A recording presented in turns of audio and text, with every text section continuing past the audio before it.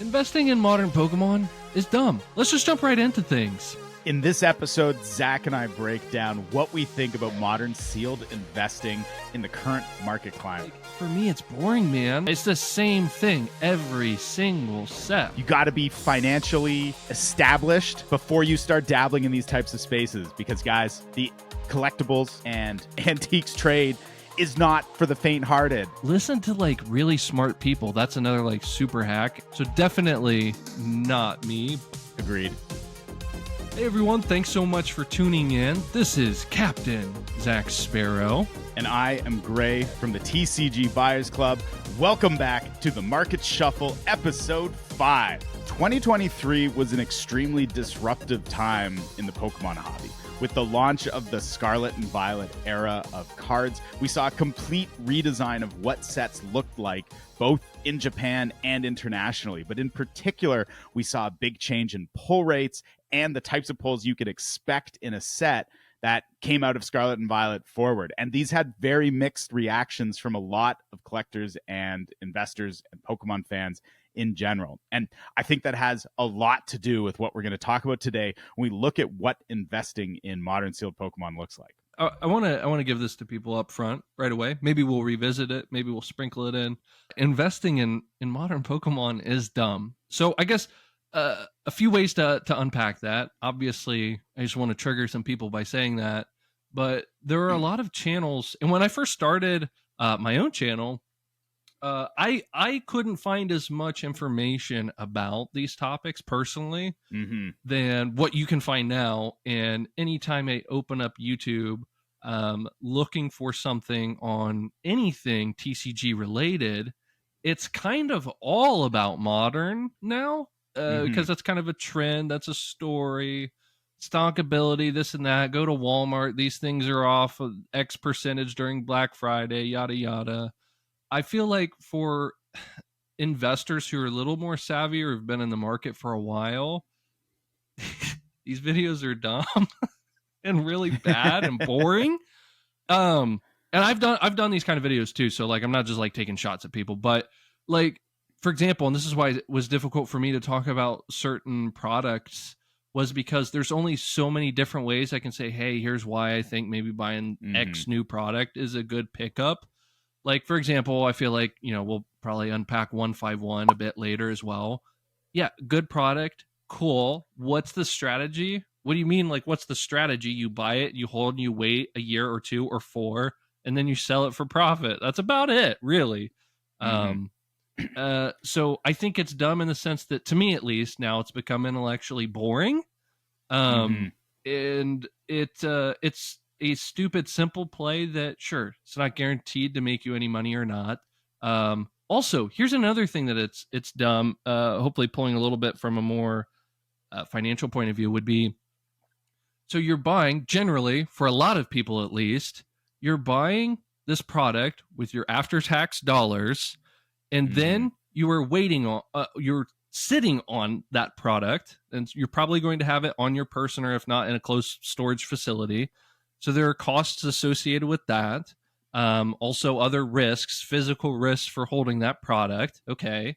But then you also have, whenever you do go to sell it, unless you sell it in person for cash and you don't report that on your taxes, shame on you, but you'll have to pay taxes on top of your after-tax dollars, and you're not talking about compound annual growth on these products. You're talking about simple interest. So you buy it and then you sell it 5 years later. So let's say you buy a product at $100 and then 5 years later you sell it at $500. That's not the same as purchasing something that's going to give you a 10% compound annual growth. I can actually pull up the calculator when you're talking on this a little bit, but there's I think people should do math on stuff like that a lot more than they do. And you're going to have to see a lot higher percentage gains than what you would originally expect whenever you do something silly like this, which is investing in collectibles. So that was a lot. I'll stop talking. So I think that's a good place to start it off is, what do we mean when we say investing in modern sealed Pokemon is dumb? Because I'll admit I'm still a big fan, but over the course of the last year, the amount of purchases I've made with that intent have gone down dramatically.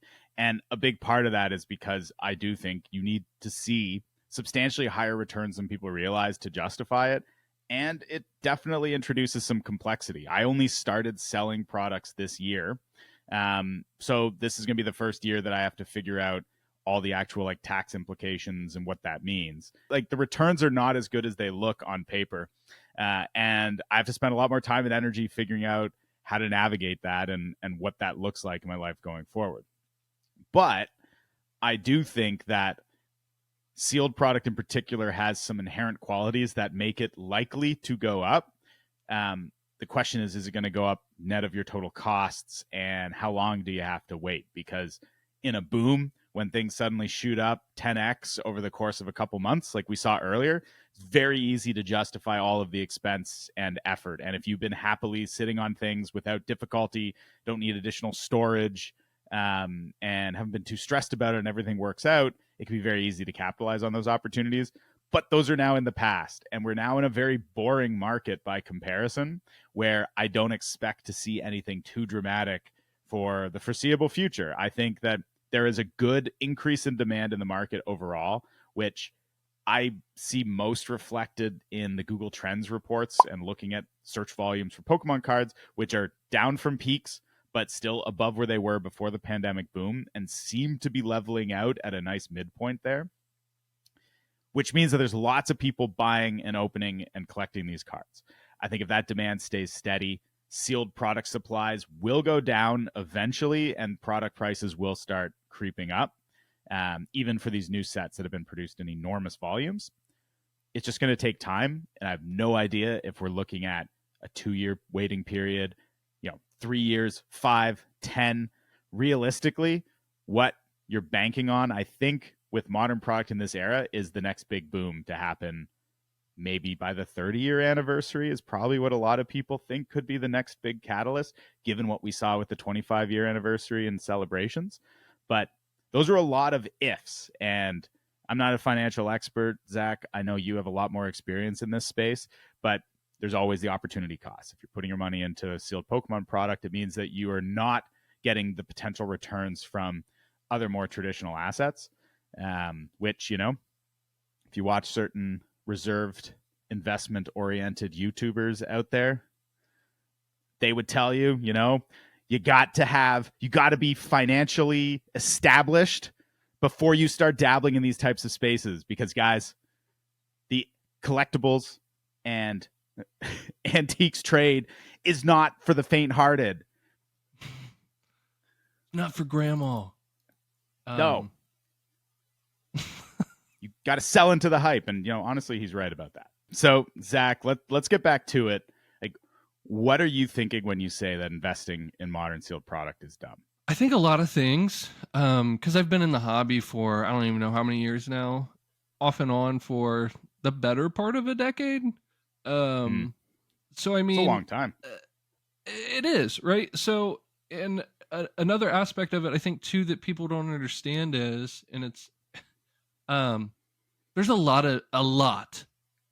of new people that flood into the hobby all the time, which is why you always see these boom and bust cycles of every new product that's introduced, right? That we've talked about, I think, quite a bit on just the podcast alone. I don't think we need to get into that too much here, but like, it's boring. Boring is good. I think maybe we'll dive into that some too as well. But like, for me, it's boring, man. Like, I can only talk about how, like, hey, new set, new booster box, buy it, wait 5 years, price go up potentially, then sell. It's the same thing every single set. I mean, like, do I need to make a video about that every time? So like no. So that's part one of why it's dumb, because it's not exciting. Just wait those 6 months, right? Before, like, set comes out 6 months later, it's selling for like sub $90 a booster box. And it's like, look, if you want to invest in these, like, buy it at the $90 price point and sit on it for 5 years. Like, I'd be shocked if those boxes aren't selling for $150 in 5 years. Yeah, I mean, totally. Like, in general, I would totally agree with that. That's what we've historically seen, especially recently. Like, the world's been truly different since 2020, right? But I feel like also, whenever you do, like, what's worst case scenario? Like, okay, so everyone's thinking fear of missing out. Like, what if the prices don't go down? And that does happen on some sets. Let's use, I guess one of the recent examples I can think of, since we were just talking about it off camera, was 151. That's a good example because, okay, price didn't go down. So now what? Okay, this is worst case scenario, and it's like barely trickled up, like what, maybe 20 US bucks or something? Like nothing, literally nothing.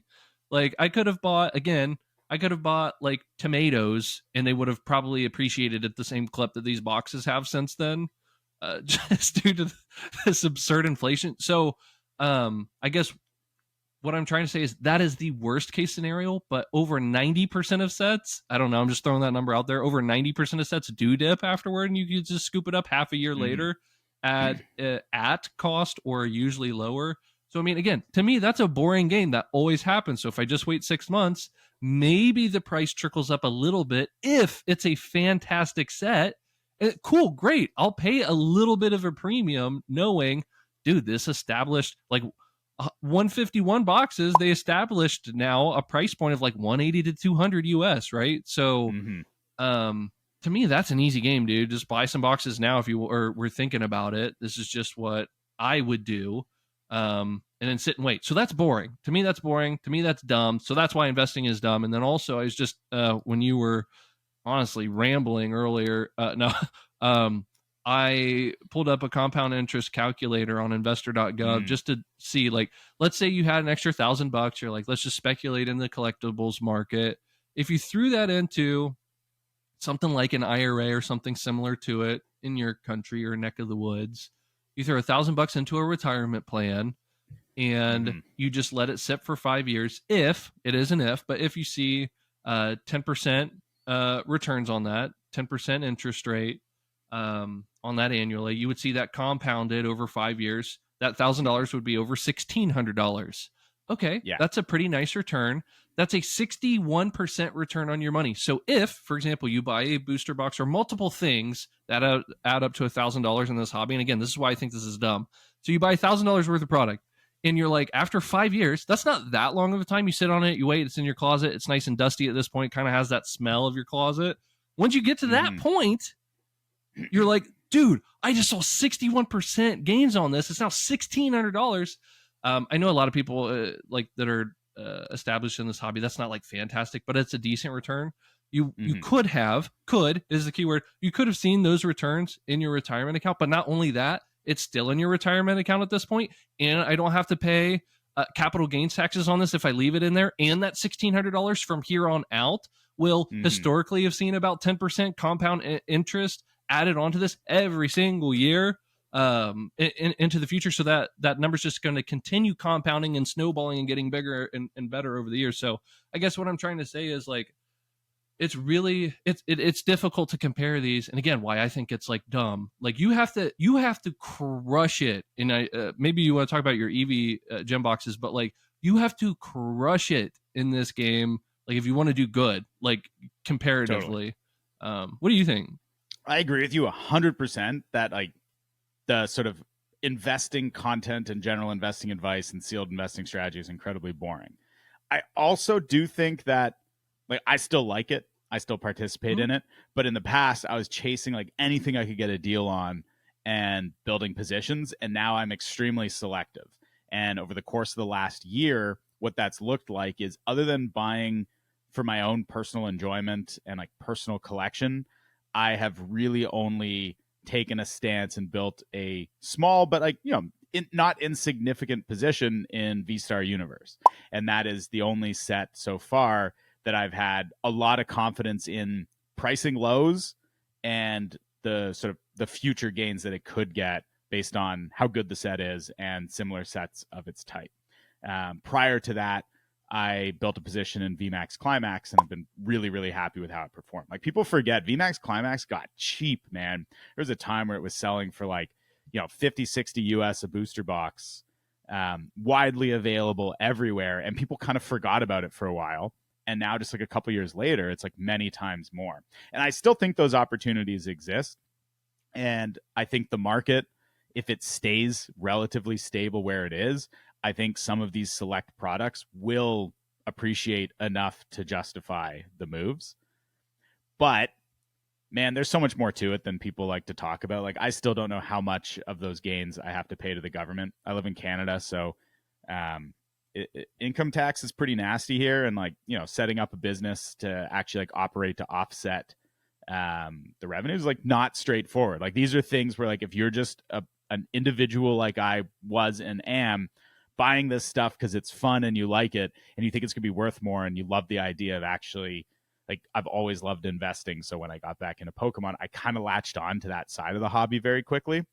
But the operating reality, I still actually don't know what it looks like. I'm on a learning experience now, and I'm really excited and enthusiastic about it. But I recognize that, like, if I sell something for double what I paid, I don't know if I'm going to take home half of that in the end, or like if I keep 75% of the gains. Like, it's all very fuzzy to me right now, and it complicates my like end of year tax reporting and stuff like that quite a bit. So it's kind of just a really interesting, I think it's a very interesting path to be on. And ultimately I think you just have to really like it. Like, I fucking love these products. So I'm really fired up about doing all this stuff. And I'm still having a blast, but I'm thinking about it a lot differently than I was 3 years ago or so when I really started dabbling in this space. Yeah, totally. Yeah, I mean, I think about it different all the time, right? Like, I think everything kind of moves in like phases or cycles or almost like quarters, even. Like, um, yeah, the time, of course, to like to be accumulating is when it is boring and maybe not as many people are making videos about you should buy this right now and this and that and the other. Um, I think about that all the time now, man. That really? idea of like, yeah, like it's a boring place, prices are low. I don't really build positions in English product in general, because I just think the supply is so much higher that like I don't have as much confidence that the moves will be as dramatic. But I love the Scarlet and Violet era. I love the sets. I think they're really, really awesome. So it kind of pains me that people are somehow unhappy with them and that prices are so low. It kind of, many times, like, these could be like big opportunities. 5 years from now, I might be kicking myself for not making a bigger move on these.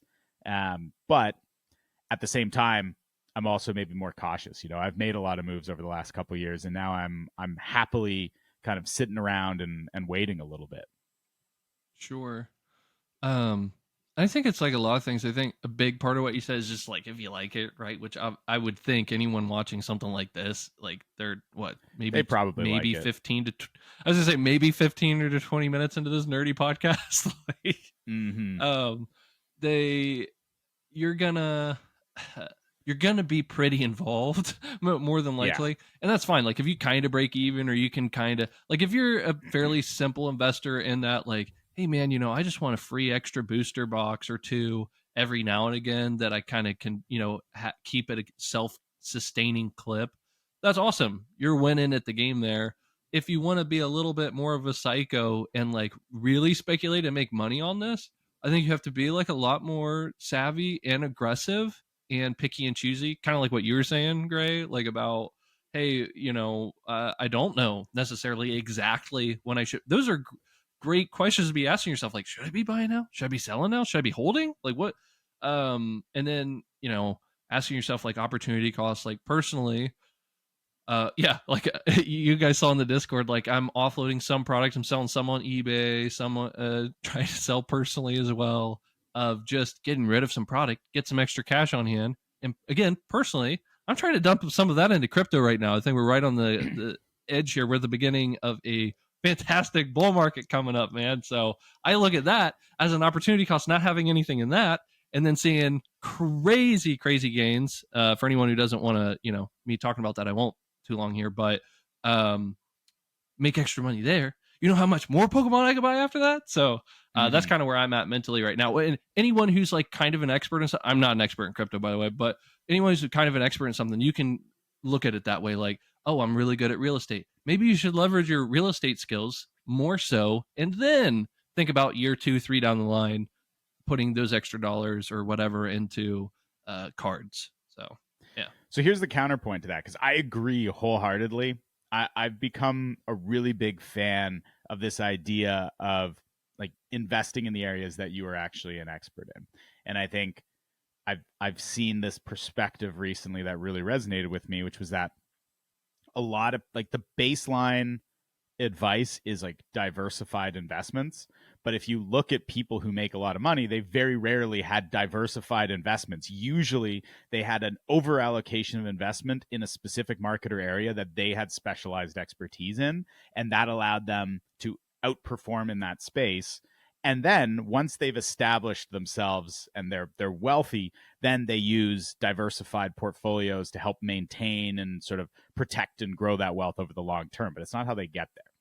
So with that in mind, I do think those advantages can exist for people in the Pokemon space. But when the people that I see doing the best in the space, they're not just necessarily the people who are just like buying and holding Pokemon products, even though that's really all I do. Other than like making content on YouTube, I just buy stuff I like and put it on a shelf and let it sit for a while. And I have a small eBay presence now where I occasionally sell some of that stuff.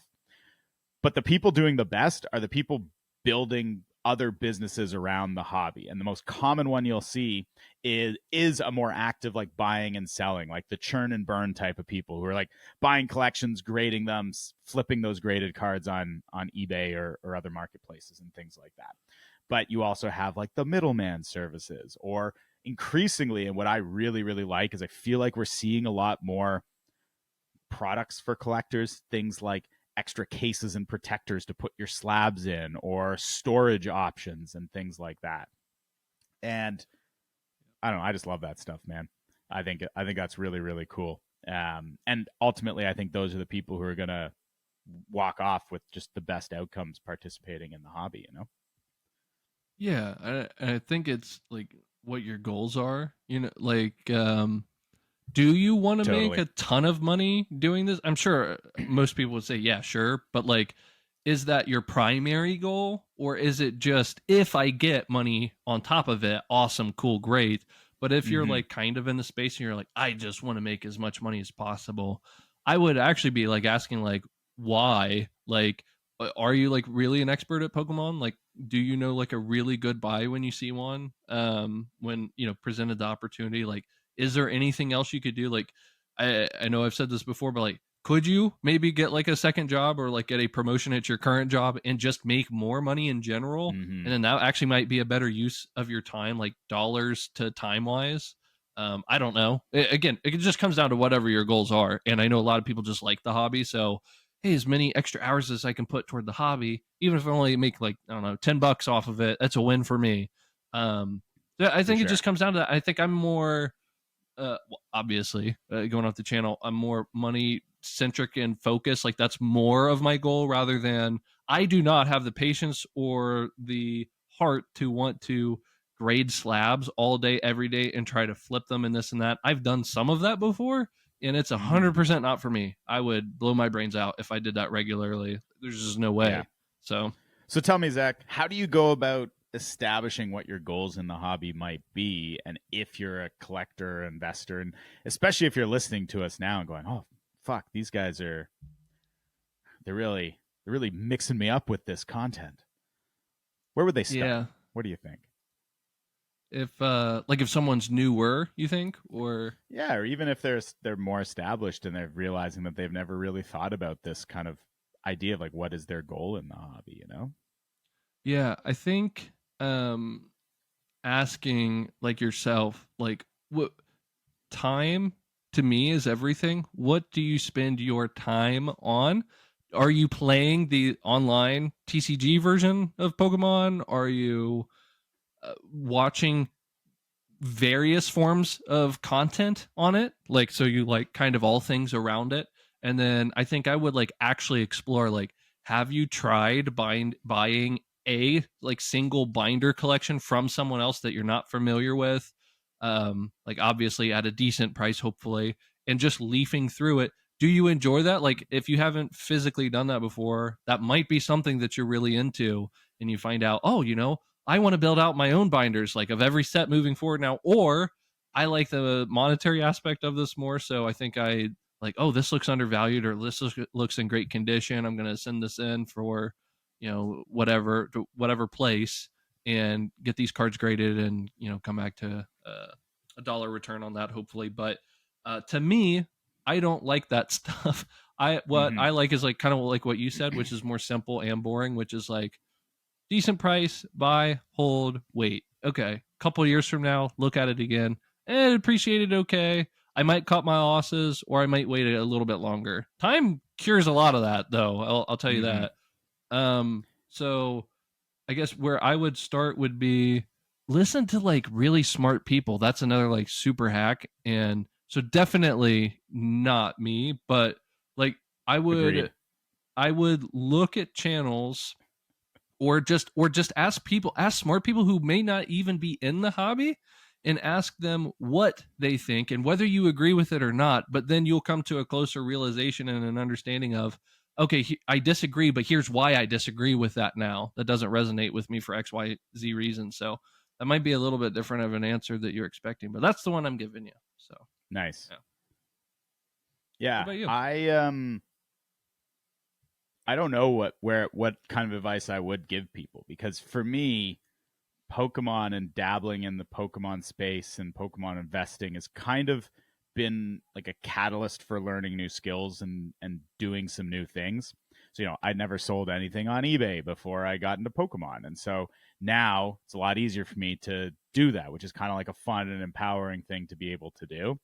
And then similarly, there's the content creation side of it, where I really love this space and I love talking about it. So it's also been a really fun way to do this kind of thing.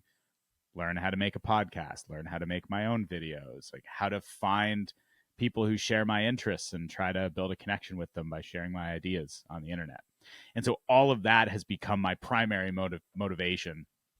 But on the side, I still love the products, and I still like, I don't know, it just makes me feel good to have piles of boxes. I just don't know what to tell you about that. No, I think there's a lot of value there of just like physically having that product there. That's the like what did they say, like like at an extremely young age, like I forget like what the study was or whatever, but like you'll know like with children if they're going to be collectors or not. Like you either have that like gene or you don't.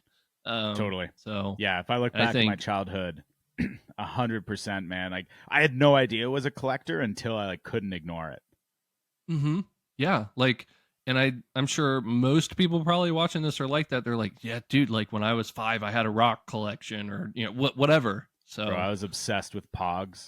We had like a marble phase at my school where everyone was like collecting like different forms of like little glass marbles, and we play like games in the school yard with like marbles and like trade them and stuff like that. And then Pokemon and Pokemon cards came out, and like at that point I was like, okay, there is a trend here that absolutely. I'm inclined to this and I can't avoid it. I know. If you're watching this far, put poggers in the chat. Yeah, man, I remember playing Pogs for keeps with another kid in my school. No one knew how to play Pogs. Like the rules of like what playing Pogs was extremely undefined. But I lost most of my Pogs in that game and cried, and parents had to get involved. It was traumatic for everyone, I think. So let's kind of bring this full circle, wrap the year up maybe a little bit. We had the waifu insanity driven by Japanese markets earlier this year. It's kind of hard to remember that almost. That feels like forever ago at this point, to be honest. Great example of like an opportunity to sell into the hype. Like if you happen to have some of those cards and you sold at that time, you just buy them back now for a quarter of the price.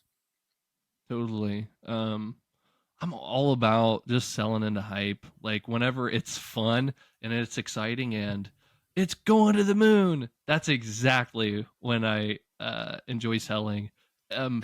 I have only, like, I can confirm I've only sold the top, like the peak, once ever. Like, and I've been in markets, I guess, for well over a decade. So, and I can only confirm one time where I was like, that was it. I sold at the peak and it actually happened to be in Pokemon, but it was actually earlier this year.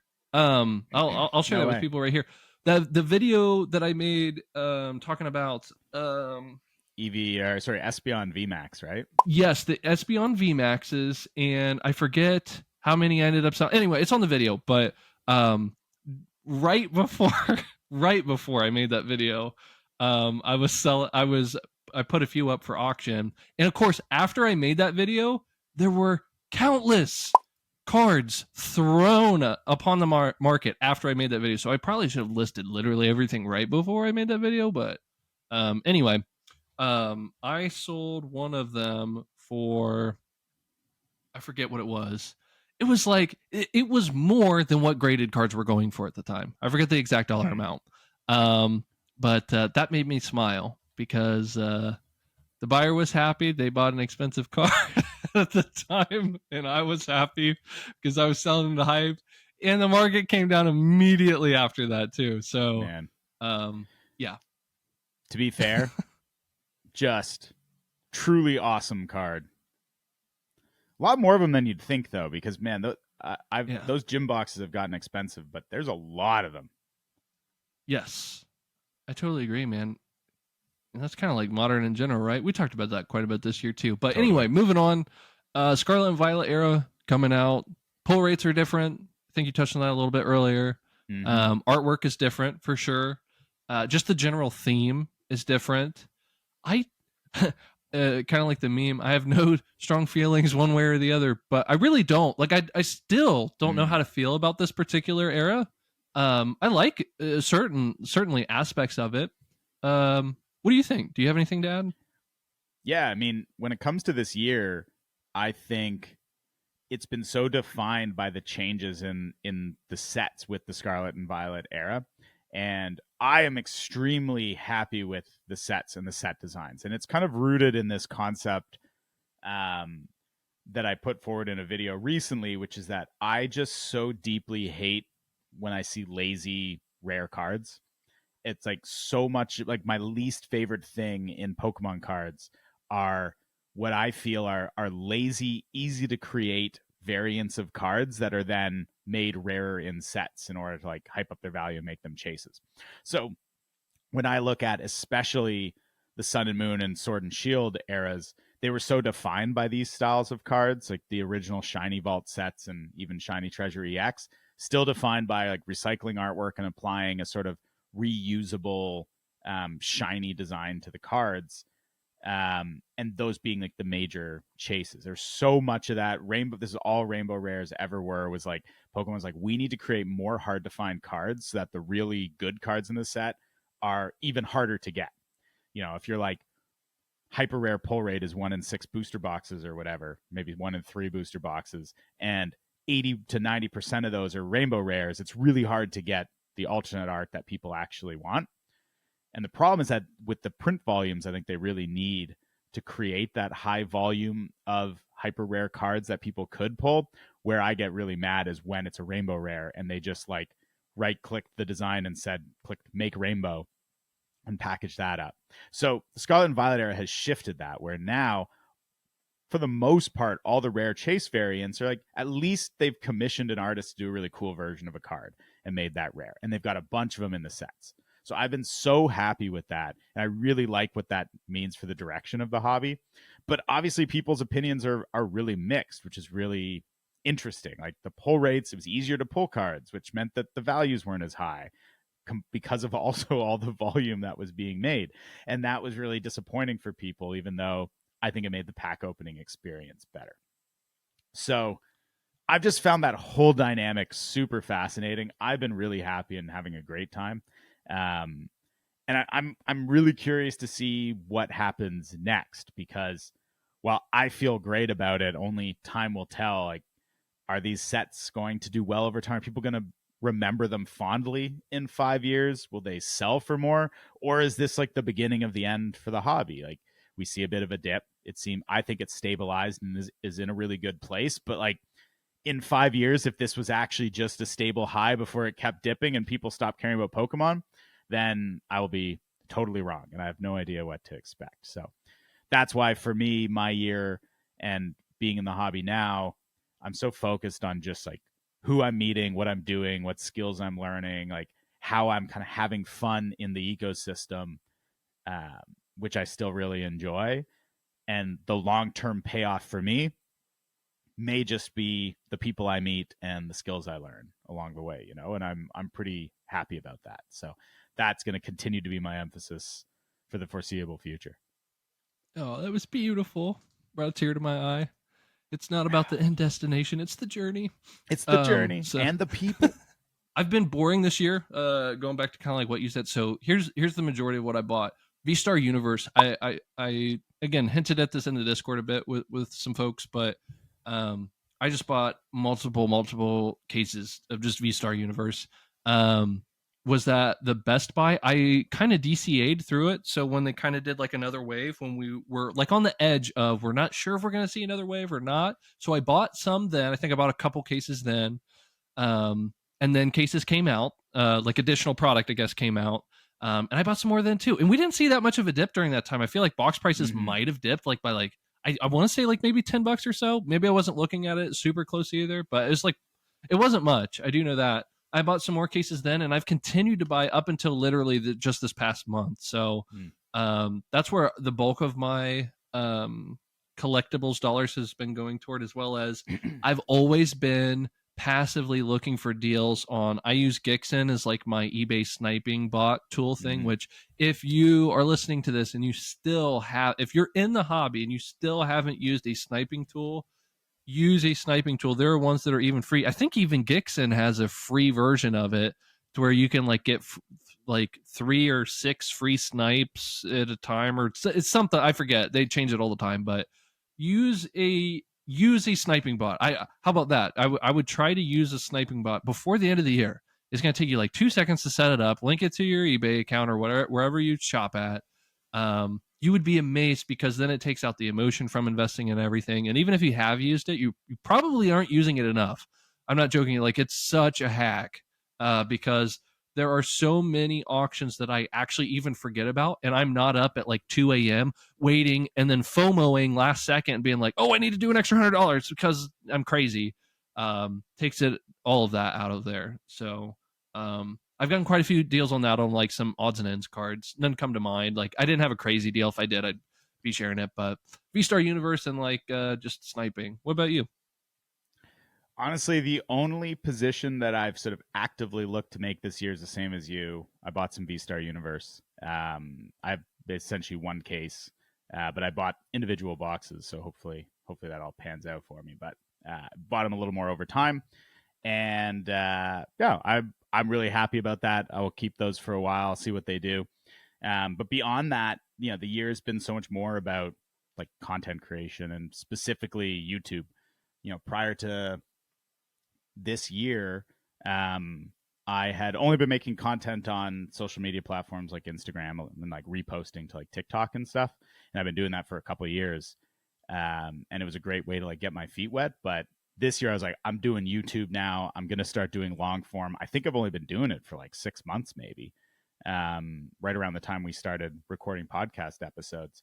And I just love it, man. I like it so much more than doing like the short form stuff, because I always wanted to make more thoughtful content with more commentary and analysis. And I kept trying to do that on like Instagram. And it's just not, I guess, just not the platform for it, or it's a lot harder, like creating really like engaging, shareable short reels that is sort of like educational or like thoughtful content. I don't know. The stuff that I thought was amazing that I put out on that platform just never really seemed to find its audience. Whereas on YouTube, I've been blown away by just kind of the support and engagement I get doing the same type of thing, but different video format. You know, instead of vertical, it's horizontal, and instead of a minute, it's 8 minutes long. Yeah. And that's sort of been my year. So I'm really excited about continuing that next year. I've always had plans to like cut more like reels and little snippets out of my longer form content to redistribute it. But the truth is, making long form is so time consuming that I haven't been able to do that consistently. So maybe in the new year, I'll get to that a little bit more. But yeah, that's like my year in review. My personal year in review has just been learning to do YouTube and really enjoying that and doing more of it. Trying to continue awesome. that into the new year. Yeah. Yeah, that's a good update. I feel like, and if you guys haven't yet, actually be sure and subscribe to Gray from TCG Buyers Club. He's got some okay content, kind of like what you said. I don't know if I'd call it good yet, but he's on his way. He's up and coming. How about that? No, he's got great content. There's a reason why I invited him to make podcast material with me, and thankfully he accepted, because obviously he brings a whole new thought process to the conversation, right? Like things that I would never think to, or I don't have experience in. I have no competitive experience there, honestly, but not too much interest there either. But it is interesting, if that makes sense. So anyway, that's it. I love playing the game, and I love playing the game, and I love thinking about Pokemon through the lens of the business behind it. It's like that's really like what fascinates me the most, is looking at what the business is doing and why they might be doing that, and then what that means for the rest of us who are trying to like invest or collect, and where we put our money, and sort of reward them as well, you know? Right. Absolutely. I feel like the only other thing I guess I can throw on the end of here is no videos on my channel side, because I've been actually studying for my Series 65 financial investment advisor license. So that should be done in January, though. Damn. So hopefully more content then. But yeah, well, good luck with that. That's probably, it must be a ton of work. It's a little bit of work, yeah. But it's like, dude, it's like 4 hours a day, 7 days a week right now. That's wild. It's terrible, but it is what it is. I'm trying to think. I was going to say something else, but I forget. So it doesn't matter. But if you guys did enjoy this, make sure, again, you check out Gray's channel from TCG Buyers Club. He makes some great content over there. If you want continuous content, he's the only one that's providing that right now. So thanks for watching this. And I am Captain Zack Sparrow, and I can do the Truffle Shuffle. And you've been watching the Market Shuffle. Thanks, everyone. Dumb wave. Don't forget. They expect it. The audience demands the dumb wave. They need the dumb wave. I'm done. I'm done. I don't know what to do with my hands. Also, you gotta be careful. Like, we don't piss off people too much. We want to hook them, and then maybe change their perspectives a little. Yeah. Smack them around a little, and then then coddle them. We're on 5 already? Yeah, this is 5.